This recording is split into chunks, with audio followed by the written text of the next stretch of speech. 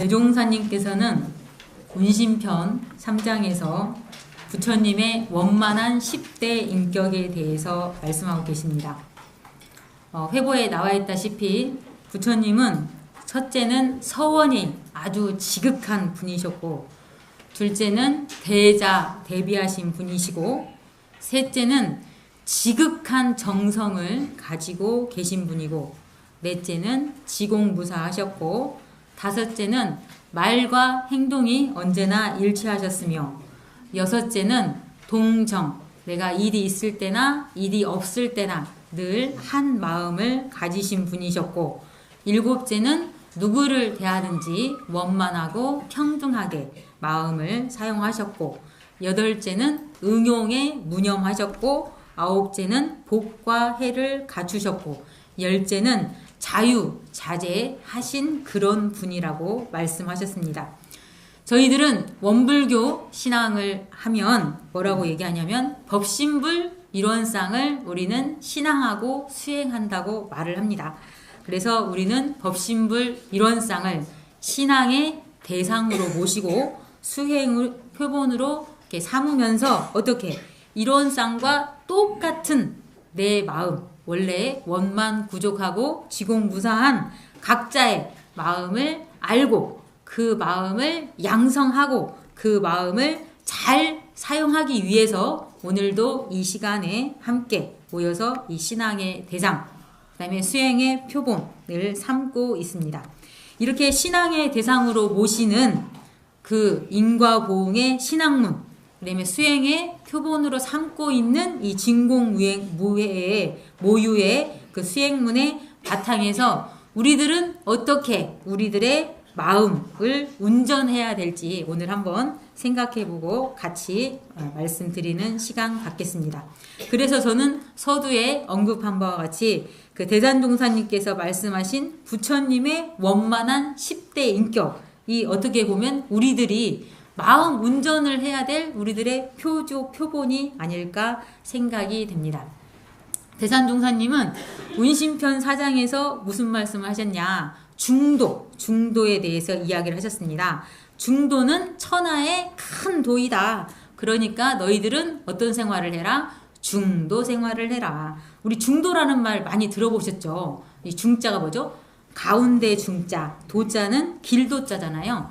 근데 이제 그 중자라는 글자의 의미를 잘 보면 가운데라는 의미가 있어서 1에서 10까지면 가운데 딱 5, 잘라서 5, 거기를 막 의미하기도 하지만 또 의미를 잘 찾아보면 어딘가에도 치우치지 않는다. 그 어딘가에도 치우치지 않는다 하는 뜻이 있고요. 또 하나의 또 뜻은 어디에 어떤 상황에 딱 들어맞다라는 그런 뜻이 있습니다. 우리가 화살을 관역에다 이렇게 맞출 때 뭐라고 얘기하죠? 가운데 딱 맞으면 적중했다 이렇게 말씀하죠. 적중했다. 이 적중할 때 그 적자는 그 관역할 때 그 적자고요. 그 중자가 가운데 중자거든요. 그러니까 그 관역을 딱 맞췄다 하는 그런 의미. 그래서 어떤 목표에 어김없이 잘 맞는다 하는 그런 뜻도 있습니다. 그래서 이 중도를 맞게 한다 하는 것은 그때 상황과 처지에 맞게 한다는 의미가 있습니다. 이 말을 바탕에서 다시 풀어보면 도에 맞게 하다. 그리고 처지와 상황에 맞게 하다. 저희 교감님이 자주 쓰는 말에 의하면 기틀과 조짐에 잘 맞게 해야 된다. 그런 얘기가 있습니다. 그래서 그 얘기를 한번 생각을 해보시고요. 자, 그런데 이 도에 맞게 하는 거, 도에 맞게 하는데 이 도에는 어떤 도가 있냐? 크게 두 가지 도가 있다고 했죠. 하나는 천지의 도가 있고 하나는 인간의 도가 있다고 했습니다. 천지의 도, 천지의 길, 우리 회보에도 나와 있다시피 천지의 도에는 뭐가 있다고요? 원형, 이정이 있고 또 하나는 원형, 이정, 춘하, 추동, 성주, 괴공의 길이 천지에는 있다고 합니다. 원형, 이정 들어보셨나요? 들어보셨죠? 이 원형, 이정이라는 말은 주역, 건괴에 나오는 말입니다. 주역, 건괴. 그래서 이 하늘천 따지 할 때 이 건이라고 하는 것은 원형 이정이다. 하늘에는 이 원형 이정의 도가 있다고 나오는데 이 원이라는 글자는 한자 보시면 아시겠지만 으뜸원자죠. 형자는 형통할 형자, 이자는 이로울 때 이자도 되는데요. 어떤 쌀을 별을 잘 칼로 나눠가지고 여러 사람에게 다 화하게 복이 되게 쓴다. 그렇게 해서 어떤 화합하다 하는 그런 의미도 가지고 있습니다. 그리고 정자는 고들 정자입니다. 그래서 주역 문헌전에 보면 뭐라고 해석이 되어 있냐면 이 원이라고 하는 것은 모든 착할 선자, 모든 선의 수장, 모든 선을 할 수 있는 가장 우두머리가 되는 마음이 으뜸원자 원이다. 그런데 이 원은 다시 생각해보면 우리가 가지고 있는 그냥 본래 나의 마음을 말하는 것이고요. 그 다음에 이 형이라는 것은 아름다움이 모여 있는 것인데 왜 아름답냐? 내 마음에서 어떻게 조화를 부리냐에 따라서 그 조화에서 큰 은혜가 나올 수도 있고 복이 나오기 때문에 형을 통해서 이 아름다움이 모였다 이렇게 얘기를 하고요. 이라고 하는 것은 의로움의 조화이다. 조화.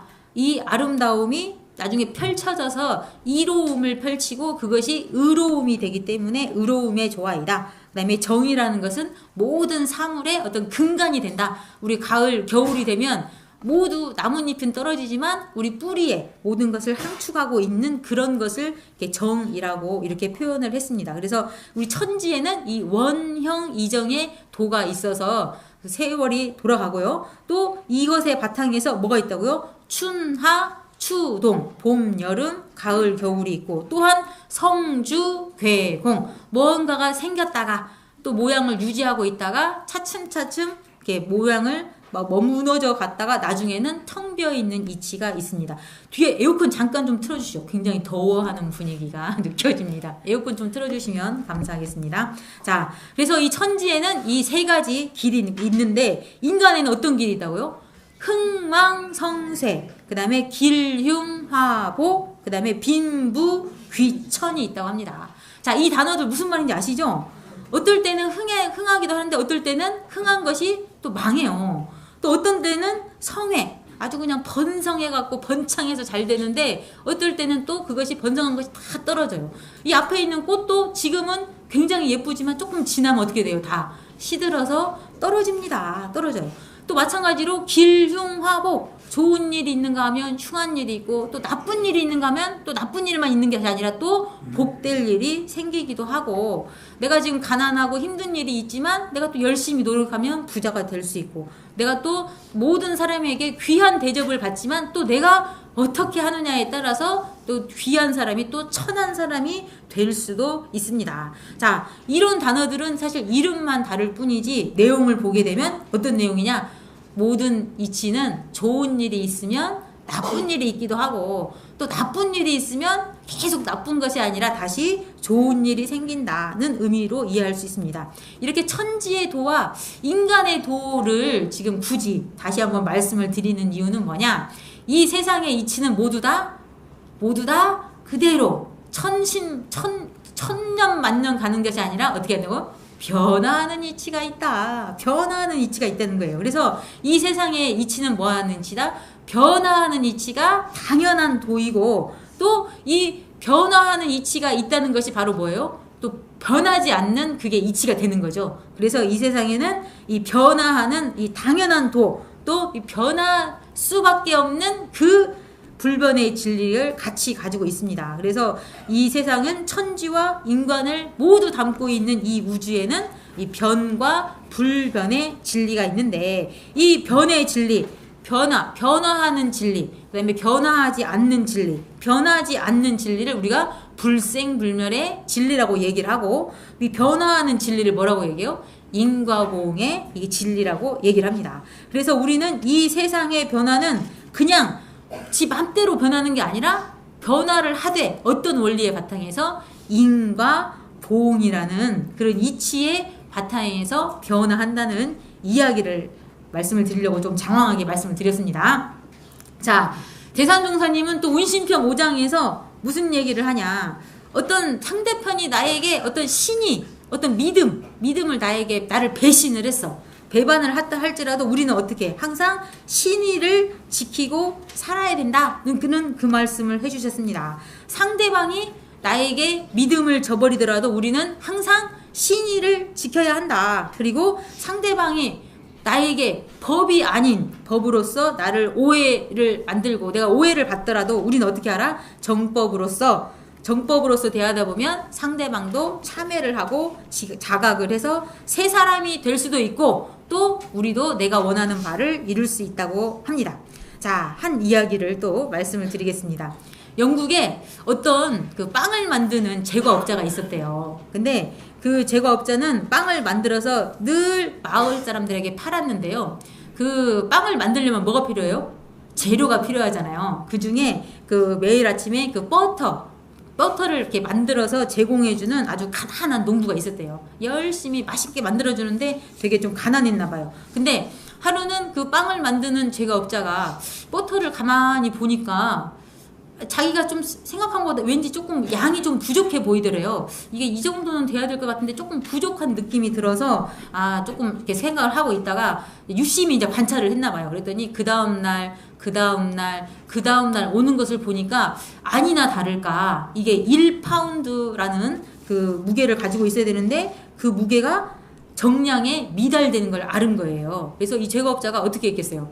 화가 나죠? 어떻게 했겠어요? 아까도 말했다시피 관청에다 신고를 한 거예요. 이 세상에 이 농부가 나한테 물건을 속여서 팔았다. 야를 어떻게 좀 해라 하고 고소를 한 거예요. 근데 놀라운 것은 그래서 농부가 체포가 되어서 재판을 받게 됐는데 그 재판을 하던 재판관이 농부의 하던 말을 듣고서 깜짝 놀랐다고 합니다. 그것은 왜 그러냐? 농부는 너무너무 가난했어요. 가난하다 보니까 집에 뭐도 없었어요. 사실은 그 버터의 무게를 잴 만한 저울이 없었다고 합니다. 그래서 이 사람은 이 버터를 재는 이거 도구를 뭘로 삼았냐면 그 제과점 빵 주인이 만든 그 빵을 그 자기 무게를 재는 버터의 그 무게를 재는 그 도구로 삼은 거예요. 그래서 빵을 타다가 그대로 똑같이 맞춰갖고 무게를 재서 자기 버터를 잘라가지고 공급을 했던 거예요. 근데 알고 봤더니 이 제과업자가 장사를 하다 보니까 뭐가 좀 안 남아. 그래서 좀 남게 해볼까 하고 생각을 하면서 이 빵의 무게를 조금씩 줄였대요. 1파운드인데 조금 줄이고 한 거를 농부가 그대로 따라가지고 똑같이 한 거죠. 근데 사실 농부는 일부러 그렇게 한 게 아니에요. 왜? 그냥 그렇게 하려고 했던 겁니다. 그래서 결국은 어떻게 된 거예요? 자기의 이익을 위해서 빵의 무게를 줄인 결과가 누구에게 돌아온 거예요? 결국은. 예, 자기 자신에게 돌아온 겁니다. 우리가 사실 남을 헐뜯고 비난하고 거짓말을 하게 되면 그 비난과 헐뜯음과 증오가 결국은 누구에게 돌아오는 거예요? 자기 자신에게 돌아오는 겁니다. 마찬가지로 거꾸로 내가 만약에 다른 사람에게 선한 일을 하고 다른 사람에게 좋은 일을 한다면 그 결과는 누구에게 오겠어요? 나에게 또 돌아오는 이런 만고 불변의 진리가 있습니다. 그래서 우리가 세상을 살면서 그래서 우리는 신의 믿음을 지키고 법대로 살아야 되는 이유가 바로 이런 관계 속에서 터득을 할 수 있지 않은가 생각이 됩니다. 또 하나 이야기를 더 하겠습니다. 어떤 청년이 이웃집에 나란히 살면서 농사를 지었대요. 근데 이 청년은 젊은이에요. 근데 어느 날 청년이 농사를 이렇게 짓다가 이웃집 아저씨하고 막 티격태격 싸운 일이 크게 생겼는가 봐요. 예를 들어서 뭐 물대는 일로 싸울 수도 있고요. 뭐 여러 가지 싸울 일이 많잖아요. 그래서 이웃집 아저씨하고 엄청 크게 싸웠대요. 근데 이 청년은 이 화나는 마음을 자기가 어떻게 제어를 못한 거예요. 그래서 너무 화가 나가지고 어떻게 할까 생각을 하다가 이 잡초 누가 이렇게 잡초씨만 또 모아서 파는 사람이 있는가 봐요. 잡초씨를 엄청 갖다가 구해다가 그 이웃집 아저씨 밭에다 다 뿌린 거예요. 싹 다 갖다 왕창 뿌린 거예요. 그리고 이제 흙으로 살살살 덮어놓았죠. 근데 그 아저씨는 그 이웃집 농부 아저씨는 모르잖아요. 근데 어느 날 잡초가 너무 많이 나니까 그냥 맨날 그냥 그 밭에 앉아서 풀만 메고 있더래. 옛날에는 그 제초제 같은 게 없었나 봐요. 그러면 풀만 늘 메고 있으니까 이웃집 청년이 보면서 엄청 고소해가지고 아유 기분 좋다 그러고 있었다고 합니다.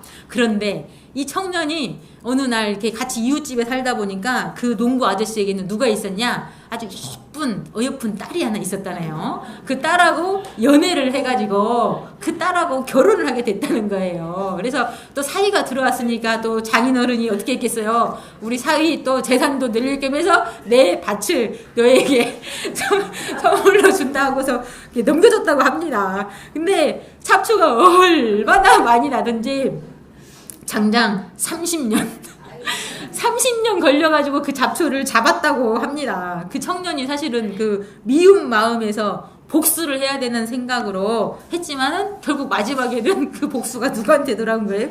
자신에게 이렇게 돌아오는 그런 일이 있었습니다. 그래서 선은 선으로 돌아오고 악은 악으로 돌아온다고 했으니 참 심는 대로 거둔다는 말을 또 다시 한번 살펴볼 수 있습니다. 자, 대산종사님께서는 또 운신편 6장에서 무슨 말씀하셨냐? 이 생에 고통스럽고 불행한 일이 있다 하더라도 영생의 진리와 인과의 이치를 알아서 내 생을 잘 준비하는 게 중요하다. 그래서 상처 주는 말도 하지 말고 해치는 행위도 하지 말고 시기 질투도 하지 말아라 하는 그런 말씀이 있었습니다. 이렇게 상처 주는 말, 남을 해치는 행위가 결국은 누구에게 돌아오니까? 나에게 돌아옵니다. 멀리도 안 가요. 금방 돌아옵니다. 금방 돌아오는 그런 이치를 알라고 했습니다. 그래서 대산종사님은 무슨 일을 할 때 뭔가 잘못된 일이 있으면 어떻게 하라고 했어요? 그것을 다른 사람에게 돌리지 말고 나에게 돌려라. 나에게. 그다음에 내 머리로만 생각하지 말고 내 마음으로 비추어서 나에게 혹시 잘못이 없다고 생각이 된다면 내가 과거 어느 생에 이렇게 했을지도 모르겠다 하고 오히려 돌리면 네가 공부하는데 마음 쓰는데 훨씬 도움이 될 것이라는 말씀을 해주셨습니다. 톨스토이 소설 좋은 소설이 많은데요. 그 중에 또 이런 내용이 또 하나 있더라고요. 어떤 이게 또 농가에 한 거지가 너무너무 배가 고파가지고 이렇게 좀 먹을 것 좀 달라고 국어를 맞대요. 근데 그 농부의 밭에는 정말 먹을 게 많았나 봐요. 우리 토마토 심어놓으면 토마토도 바로 따서 먹을 수 있잖아요. 오이도 있었대요. 오이도 그냥 쓱싹쓱싹 닦으면 먹을 수 있고 가지도 심어져 있었고 정말 많이 있었는데 그 농부의 아내가 욕심이 너무 많아가지고 한 개도 주기가 싫은 거예요. 근데 너무 배고파해서 막 달라고 막 하니까 주긴 줘야겠는데 뭘 줄까 하다가 그때 마침 그 마늘쫑 있잖아요. 마늘대가 있는데 마늘대도 이렇게 반찬 해 먹어도 되긴 하는데 마늘대가 좀 이제 다 이제 이렇게 거둘 때가 되고 좀 시들시들한 건데 그 시들어 있는 그 마늘대를 몇 개 마늘줄기를 갖다가 따서 줬는가 봐요. 근데 배가 고픈 거지는 이제 그거라도 그냥 먹으면서 그냥 이렇게 요기를 했다고 하는데 훗날 이 농부의 아내가 죽어가지고 이제 저승길을 가는데 그 서양에서는 천사가 나타나잖아요. 우리는 저승사자가 나타나는데 천사가 나타났더래요. 그래서 천사에게 이 농부의 아내가 부탁을 하더랍니다. 천사님 저는 천국을 좀 가고 싶으니까 나를 좀 천국으로 데려다 주세요. 그렇게 말을 했더래요. 그랬더니 알았다 그러더니만 그 천사가 뭔가 줄을 내려주는데 그게 뭐예요? 그래서 마늘대를 내려주더래요. 그래서 이거 잡고 네가 올라오면 천국에 올 수 있다 하고서 내려주더래요. 근데 그거를 잡고 올라가는데 그 마늘대는 싱싱한 것도 아니고 썩은 거여가지고 그냥 가다가 줄이 끊어져서 결국은 천국으로 못 가고 지옥으로 떨어졌다. 이런 얘기가 톨스토이 소설에 있더라고요. 이렇게 있더라고요. 그래서 우리가 참 세상을 살면서 내가 마음 한마디를 어떻게 먹느냐에 따라서 그 마음을 가지고 우리가 그 시간에 복을 지을 수도 있고요. 내가 그 마음을 어떻게 먹느냐에 따라서 이 복 지을 기회를 잃어버리고 나중에 이렇게 후회가 막급할 때가 있습니다. 그래서 우리가 어떻게 하라고요? 복을 지을 수 있을 때 기회가 될 때 단돈 10,000원이라도 적극적으로 복을 지어야 하는 것이고 그 다음에 다른 사람의 복 받는 것만 부러워하지 말고 어떻게 나도 열심히 지어야겠다 하고 마음을 먹고 내가 짓지 않은 것에 대해서 안타까운 마음을 먹어라 하고 말씀했습니다. 그런데 저희 교단 교도님들을 보면 참 정말 복을 열심히 잘 짓고 계신다 하는 그런 마음이 듭니다. 우리가 사실은 원 다루마 센터 뭐 천일기도 삼천일기도 저 멀리서 하는데 나한테 무슨 상관이냐 할 수 있어요. 근데 또 그렇게 해서 불사하시고 기도하신다고 하니까 또 거기에 또 협조하시고 또 모스크바다 교당 교무님 오셔가지고 아무리 얘기해도 아이고 그냥 모스크바 일이지 뭐 나하고 뭔 상관이야 할 수도 있어요. 그런데도 그냥 뭐라도 조금이라도 도와주려고 애쓰시고, 또 보스턴 교당 교무님 오셨을 때 우리 경인 인천 교구 우리 교구 불사에도 이렇게 힘 닿는 대로 복을 지으시는 걸 보면 우리 교도님들의 미래는 창창하지 않을까 하는 그런 마음에 참 흐뭇한 생각이 듭니다. 지난번에 그 법인절 기해 가지고 그 교감님께서 우리 지구에 있는 광주교당 이야기 하셨잖아요. 광주교당이 지금 갑자기 느닷없이 23억짜리 빌딩이 그냥 뚝 떨어져 가지고 지금 뭐 하고 있어요? 법당 리모델링 하고 있어요. 리모델링 하고 있는데 며칠 전에 광주교당 교무님이 교감님한테 전화가 온 거예요. 그래서 뭔 일이냐고 그랬더니 세상에 우리 그냥 분당교당 어떤 교도님께서 광주교당 리모델링 하는 걸 어떻게 알고 그냥 이론상 제작하시라고 그냥 이렇게 성금을 그냥 보내주셨다고. 참 복지을 기회를 정말 잘 잡으신 교도님이 이렇게 계셔가지고 그분 복을 많이 받으실 거라고 이렇게 생각이 됩니다. 자, 근데 이 복지을 것이 이렇게 돈으로 복 지는 것만 아니라 또 뭐 우리 마음 운전하면서도 복을 지을 수 있어요, 없어요? 있죠. 복을 지을 수 있습니다. 그래서 기왕이면 좋은 마음, 기왕이면 다른 사람을 살려주는 마음, 기왕이면 다른 사람이 잘 됐으면 좋겠다 하고 쓰는 그 마음이 오히려 더 큰 복을 지을 수 있는 기회이고, 또 그렇게 함으로 인해서 우리가 이 돌고 도는 인과의 세계, 이 변화의 세계를 더 잘 살아가는 길이 되지 않을까 싶습니다. 대종사님께서 이런 그 인과의 이야기를 하면서 자주 썼던 예화가 하나 있으신데요. 한번 들어보세요. 그 옛날에 어떤 암자에 스님이 가만히 앉아 있는데 갑자기 막 멧돼지가 막 뛰어서 들어오더래요. 들어와서 헛간으로 쑥 들어가더래요. 그래서 이 스님이 그때 헛간으로 들어간 멧돼지를 보고서 집을 이렇게 탁 덮어가지고 멧돼지를 감췄나 봐요. 그리고 가만히 있으니까 조금 있다가 누가 와요? 헐레벌떡 포수가 막 총을 들고 막 쫓아오는 거예요. 쫓아와가지고 스님한테 묻는 거예요. 멧돼지 못 봤냐고. 멧돼지 이 절로 갔는데 못 봤냐고 하니까 스님이 뭐라고 해요? 차나 한 잔 드세요. 차나 한 잔 하십시다 하고서 앉혀서 이렇게 차를 한 잔 이렇게 공양을 했다고 합니다. 그러면서 스님이 이 포수한테 하는 얘기예요. 포수한테 당신 과거생에 대해서 내가 좀 얘기를 한번 해도 되겠냐고 하면서 말을 하는데, 스님이 말이 당신은 과거생의 직관이 뭐죠? 땅 이렇게 보고 다닌 거잖아요. 그래서 어디가 좋은 땅이고 어디가 어떤 땅이고 하는 당신은 과거생의 직관이었어. 그래서 그 직관은 그냥 하루 종일 하는 일이 땅 보러만 다니는 거잖아요. 어디가 좋고 나쁘고 하고 이렇게 다니는데, 옛날에 먹을 것이 없고 하니까 이거 그냥 하루 종일 그냥 쫄쫄쫄 굶고 다니면서 땅을 보러 다니다가 어디쯤 가보니까 어떤 그 사람이 이 가을에 자기 이제 조상 묘를 갖다가 이렇게 벌초를 하면서 이렇게 벌초를 하고 거기서 이제 도시락을 그때 마침 이렇게 먹고 있었나 봐요. 밥을 먹고 있더라. 그러니까 직원이 하도 배가 고프니까 아이고 나 그 밥 좀 한 술 남겨서 나 좀 주면 안 되겠어? 하고 이렇게 말을 했는데 그 분이 그 묘소를 벌초하던 그 사람이 그냥 못 들은 척 하고서 홀라당 나머지 밥까지 싹 먹고 그냥 손 탈탈탈 털고 이렇게 가버렸대요. 근데 이제 직관은 그때 그냥 너무 배가 고파가지고 이렇게 돌돌 다니다가 나중에 이제 사실은 이렇게 밥을 못 먹어서 죽어버렸다는, 이게 좀 말이 안 되는 말 같기도 한데 아무튼 죽었대요.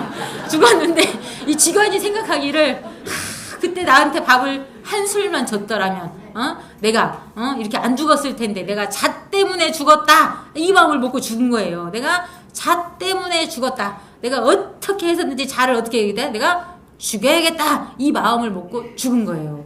그랬더니 이 직관이 다음 생에 새로 몸을 받았는데 뭘로 태어나요? 땅에서만 이렇게 살았잖아. 땅에서만 뱀으로 태어났는데 어떤 뱀? 독사로 태어난 거예요. 독사로 태어나가지고 이제 이렇게 막 살다가 독사인데 우물가에서 이 독사가 이렇게 살고 있었는가, 우물가에서. 근데 그때 그 벌초하던 그 사람이 이제 더운 여름날 이제 시원한 물을 한 잔 먹으려고 우물가에서 물을 한 잔 탁 맛있게 먹는데 독사가 기회를 안 놓쳤죠. 탁 잡아서 거기서 탁 죽인 거예요. 근데 독사가 나쁜 거 알고 죽었잖아요. 그죠? 그래서 그 사람이 또 죽을 때 아니 이 독사가 나한테 도대체 뭔 원수를 졌길래 나를 죽이는가 싶어가지고 이 사람도 죽으면서 내가 꼭 이 독사를 어떻게 죽이리라 생각하고서 마음을 최후 일념을 그렇게 먹고서 죽었다네요. 그러니까 죽었더니 이 독사가 나중에 이 사람이 죽어서 뭘로 태어났냐? 뭘로 태어났어요? 멧돼지로 태어난 거예요. 멧돼지로 태어난 거예요. 그래서 멧돼지로 태어나가지고 멧돼지는 아시죠? 습성이 엄청 힘이 세더만요. 막 땅을 막 엄청 파대고 뒤로 대고 해가지고 땅에 있는 이런 뱀도 그냥 콱콱 잡아가지고 이렇게 하는 거예요. 그래서 이 멧돼지가 내가 이 독사를 죽이려 마음을 먹기 때문에 사실 아는 거예요. 우리가 전생을 잘 모르긴 하지만 기운으로 알아요. 그래서 이 막 뱀을 그냥 뱀 죽이는데 아주 노력하는 멧돼지였나 봐요. 그래서 마침내 이 독사를 죽이게 된 거예요. 그러면서 이 독사도 또 생각해보니 자기가 억울하게 죽은 것 같아. 내가 이 멧돼지를 그냥 두지 않으리라 생각을 하고 죽은 것이 사람으로 태어나서 포수, 멧돼지를 잡는 멧돼지 전문 사냥 포수로 태어난 거예요. 그래서 멧돼지만 보면 그냥 눈이 그냥 막 뱅글뱅글 돌아가서 멧돼지만 잡으러 열심히 돌아다니다가 어떻게 이렇게 이 암자까지 오게 됐다고 합니다. 그런데 스님이 이렇게 얘기를 이렇게 해주니까 이 사람이 알아먹은 거예요. 사람은 뭐라고 했어요? 만물의 영장이라고 했잖아요. 내가 있기 때문에 이 일을 할 수도 있고 안 할 수도 있고, 예? 내가 있기 때문에 내가 마음을 잘 쓸 수도 있고 잘 못 쓸 수도 있고. 그래서 이 스님이 얘기했다는 거예요. 너가 지금 또 저 멧돼지를 죽이게 되면 또 어떻게 돼요? 그 멧돼지가 또 어떻게 돼가지고 나를 또 죽이게 되고 또 죽이게 되고 또 죽이게 된다. 그래서 네가 지금 이 기회에 쉬어버려라 이 말을 했는데 이 말을 듣고 이 포수가 마음을 돌려서 큰 깨달음 얻고 내가 그러면 사냥을 이제 그만하고 다른 일을 해보겠습니다 하고 이렇게 참여했다는 대종사님이 자주 쓰신 예화예요. 인과에 대한 예화예요. 그래서 이 예화가 그냥 만들어내는 얘기 같지만 사실은 일리가 있어요. 우리가 사는데 일리가 있어요. 이 변화하는 이치 가운데 우리가 어떻게 변화할 수 있냐, 어떻게 살아갈 수 있냐, 또한 내가 마지막 마음을 어떻게 먹느냐에 따라서 그 마음이 독한 마음으로 살아나게 되고 내가 마지막 마음을 어떻게 먹느냐에 따라서 또 잘 살 수도 있게 됩니다. 그래서 이 미워하는 마음, 보복하는 마음을 가지고 되면 이 미워하는 그 마음을 가지고 태어나고 또 애착하는 마음, 탐착하는 마음을 가지면 또 그 마음으로 태어나고도 합니다. 그런데 거꾸로 만약에 이 직관하고 이 조상의 묘를 별초하다는 사람이 어떻게 보면 사실은 더 도움 줄 수 있는 사이 아니에요? 그죠? 이 직관은 당신 이 조상의 묘가 이렇고 이랬는데 여기다 만약에 조금 이렇게 모시면 더 아마 너희 조상도 잘 될 거고 너도 잘 될 거다 하는 코멘트를 아마 해줄 수 있었을 것이고 또 이 직관이 또 그렇게 함으로 인해서 이 또 후손도 더 잘 살게 되고 후손도 이 직관에게 정말 좋은 은혜를 주고 받을 수 있는 좋은 인연이었을 텐데 이 밥 한술 아이고 내가 그냥 먹어버리지 먹어버린 그 마음, 이 따뜻한 마음을 주지 않은 것이 이 세세생생의 큰 업보를 가져왔다. 제가 오늘 말씀드린 몇 가지 예화도 다 거꾸로 한번 생각해 보세요. 만약에 그 제과업자가 그냥 자기가 나쁜 마음으로 그 빵의 그람수를 줄였는데요. 만약에 그거를 발견을 했어. 그 버터를 만든 농부가. 근데 농부가 뭔 사연이 있겠지 하면서 만약에 서로 얘기를 나눴다면 우세 안 사고 일 끝내지 않았을까요? 그 다음에 처음에 또 아니면 내가 정량을 만들어서 정직하게 내가 빵 장수를 잘 해봐야겠다 하고 마음을 먹었다면 아예 이런 일은 없었겠죠. 또 마찬가지로 그 톨스토이 소설에 나오는 그 농부의 아내가 내가 정말 사실은 그 토마토랑 그 가지 오이 심어보니까 알겠던데 엄청나게 많이 나오던데요. 그거 가지고 그 우리 집 식구들 다 먹어도 남을 만큼 사실은 나와요. 근데 그거 하나 주기가 싫어가지고 그거 하나 주기가 싫어서 이렇게 그냥 다 썩어 빠진 거 준 그 마음을 만약에 거기서 정말 제일 좋은 오이로 제일 좋은 토마토로 만약에 그분에게 보시를 했더라면 공양을 했더라면 이 농부의 아내는 어떻게 됐을까? 그렇죠? 그 다음에 아까 그 농사 짓는 그 총각과 그 옆집 그 아저씨 내가 기분이 나빠서 싸울 수 있어요. 싸울 수 있잖아요. 근데 싸워도 내가 그 분풀이를 그렇게 그냥 잡초씨를 확 뿌려가지고 이렇게 분풀이를 했는데 그때 내가 마음을 돌려서 내가 어른한테 그러면 안 되지. 응? 내가 저분한테 이렇게 하면 어떨까 하는 그런 마음을 썼더라면 그분 그 두 분 그 사위와 장인어른 사이에 얼마나 큰 행복의 꽃이 피었을까 하는 그런 생각을 듭니다. 그래서 오늘 이렇게 말씀드린 여러 가지 이야기, 우리가 인과의 세계를 알고 있고 이 세상에는 변화의 이치가 있는데 그냥 변하지 않고 어떤 대로 심은 대로 받으면서 변화를 한다. 그 가운데 우리는 어떤 마음을 쓸 것인가 알겠죠? 그래서 지금 사실은 이런 경계들이 뭐 이런 큰 경계, 뭐 이벤트 같은 뭐 특별한 그런 것들이 경계가 아니라 나하고 만나는 이 하나하나가 사실은 경계고요. 이 하나하나가 우리에게는 우리 좌선상사님 말씀처럼 순간마다 공부 찬스 이렇게 얘기하시더라고요. 우리가 순간순간마다 내가 공부할 수 있는 기회고 순간순간마다 내 마음을 어떻게 쓰느냐에 따라서 내가 이렇게 올라갈 수도 있고 이렇게 툭 떨어질 수도 있다 하는 그 사실을 잘 아셔서 지금 만나고 있는 우리 부모와 자녀의 관계, 그 다음에 부부와 부부의 관계, 그 다음에 형제 자매 사이, 그 다음에 이육 사촌 사이, 스승과 제자 사이, 직장에서 상관과 이런 부하 사이, 이런 등등의 관계 속에서 우리가 과연 어떤 마음을 먹고 내 마음을 어떻게 사용해야 될지, 운전해야 될지 다시 한번 새겨보는 그런 시간 되시기를 염원드리면서 다 함께 합장하시고 기도하겠습니다. 돌고 도는 인가의 원리와 불변의 진리로 가득한 덕심불 사은이시여, 저희들은 오늘 인과의 이치로 본 운심에 대해서 함께 공부하였나이다. 천지에는 원형 이정, 추나 추동, 성주 괴공의 이치가 있고 인간에게는 흥망성쇠 기륭하고 빈부 귀천의 길과 같은 변화의 세계가 있음을 알고 있나이다. 이러한 변의 진리가 있다는 불변의 진리를 믿고 있으며 변화는 인과의 이치에 따라서 이루어짐을 알고 있길래 저희들은 어떻게 하면 더욱더 상생으로 진급으로 변해가는 마음을 운전해 갈 것인가에 대해 찾는 시간이 되었나이다. 그래서 말 한마디라도 좋은 말로, 한 생각이라도 좋은 마음으로, 한 가지 행동이라도 좋은 행동으로 만나는 인연마다 은혜의 꽃과 상생의 열매를 맺어갈 수 있도록 노력하겠사오니 크신 은혜와 위력으로 함께하여 주시옵소서. 저희들 모두의 마음을 모아 일심으로 비옵나이다. 감사합니다.